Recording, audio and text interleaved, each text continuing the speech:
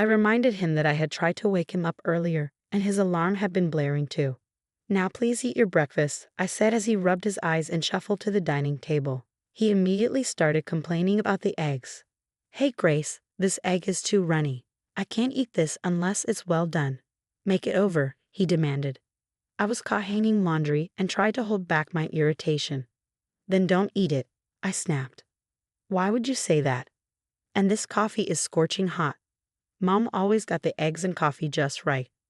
All right, I sighed, quickly redoing the eggs and letting the coffee cool. He ate hurriedly but left his plate on the table, rushing towards the restroom. "Wait up, you know you should clean up after yourself." "Gee, I'm short on time," he called back, dismissing his responsibility, even though the breakfast delay was his fault.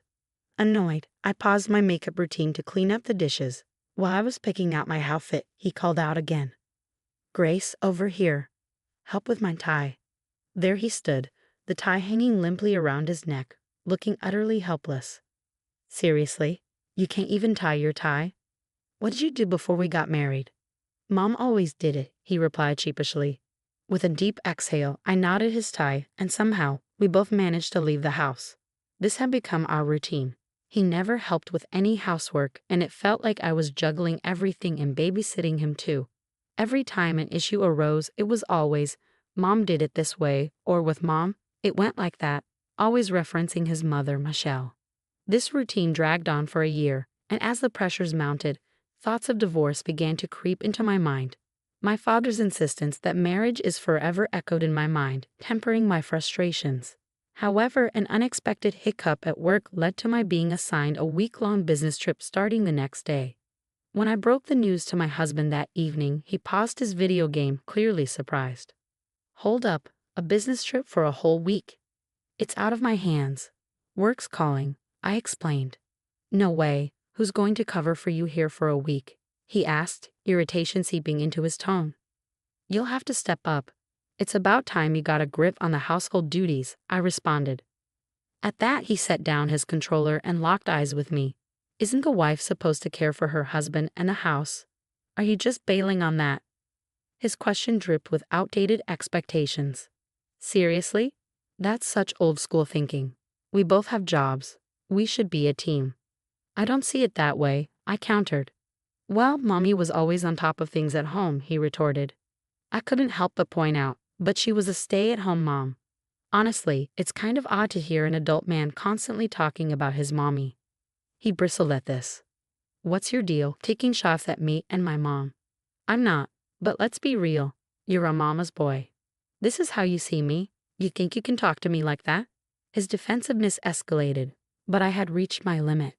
"Face it, you're a mama's boy. You can't get up without help, can't even tie your tie, and won't lift a finger around the house. You're constantly comparing me to your mom. For once, handle your stuff." "Really? You're going to come at me like that?" That's why I was iffy about marrying someone older.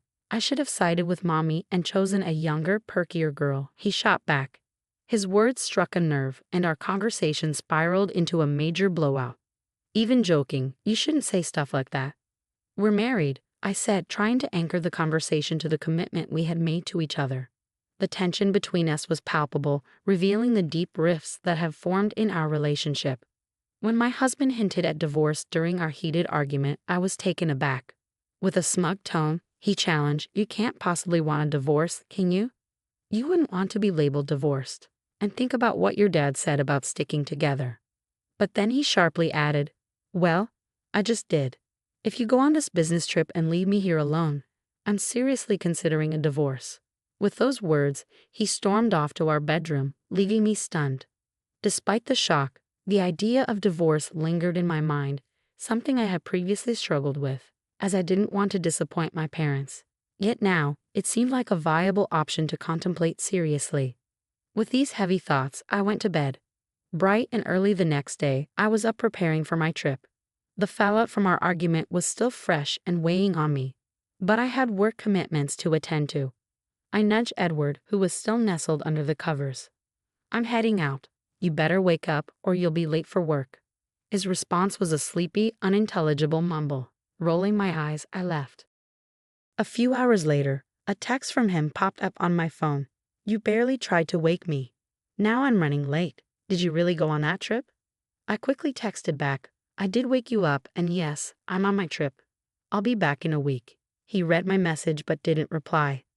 Mid-trip, I decided to call my parents to update them about Edward's behavior and share my growing inclination towards divorce. I braced myself for a lecture, unsure of how they would react to the possibility of our marriage ending.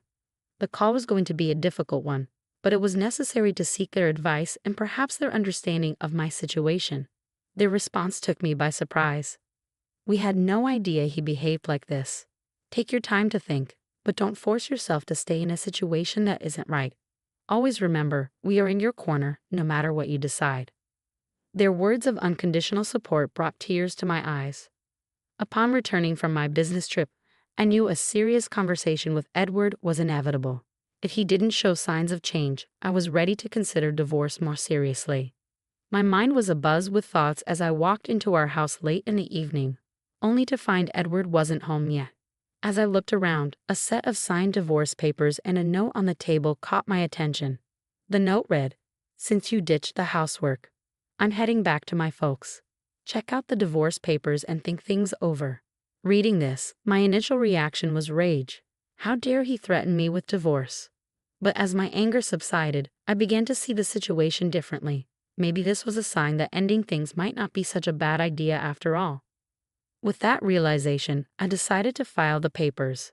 When the divorce was finalized, I felt as if a heavy weight had been lifted from my shoulders.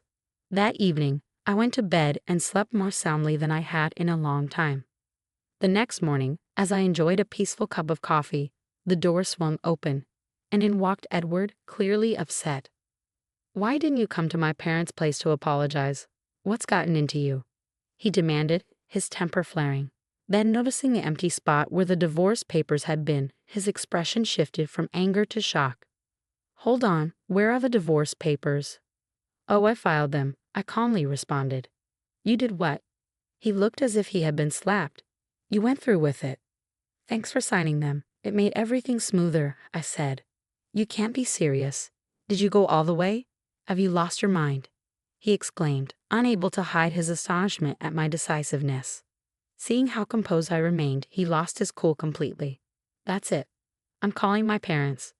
"Sure, knock yourself out," I replied, undisturbed by his threat, knowing I had made the right decision for myself. An hour after the confrontation with Edward, his parents, Michelle and Arthur, arrived at our apartment. Michelle immediately spotted me and dramatically exclaimed, "You! How could you just divorce Edward like that? What's your deal?" I responded coolly, "If he had the divorce papers all filled out and ready to go, doesn't that suggest he wanted out? Is that a problem?" "How can you be so bold when you're just his wife?" she countered, but before the situation could escalate further, Arthur intervened with a firm "enough."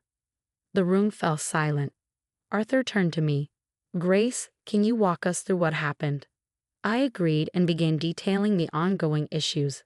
Our argument before my trip and the divorce papers Edward had left for me. I was at my wit's end. It seemed like he wanted a divorce, so I went with it, I explained, maintaining eye contact with Arthur. After a moment of consideration, Arthur was about to speak when Edward interjected. "Mommy, Dad, come on. Can't you see she's out of line? Tell her off." Michelle quickly sided with Edward. "Oh, Edward, my poor baby. She's so hasty. You should reverse the divorce right now." "There's no reversing it. Our divorce is final. We're strangers now," I stated firmly. Michelle's face turned red, and she opened her mouth to respond, but once again, Arthur cut her off. "Zip it, Michelle." He then apologized to me for Edward's behavior. Turning to Edward, whose eyes were bulging with surprise, Arthur continued, "You bonehead. I knew you had issues, but this is next level. Using divorce papers as a threat? Unbelievable. You had it coming." Michelle tried to interject, but Arthur didn't let up. "It's partly on you, Michelle. You spoiled him. Watch out. If you keep this up, I might divorce you too." The tension in the room was palpable as Arthur confronted the reality of the situation, leaving Edward and Michelle at a loss for words. After the intense discussion, Michelle was visibly shaken, her thoughts lingering on the unexpected threat of divorce from Arthur. She murmured to herself, visibly troubled. As Arthur turned his attention back to me, His expression was marked by sincere regret. "Grace, I deeply regret the trouble our clueless son has caused you.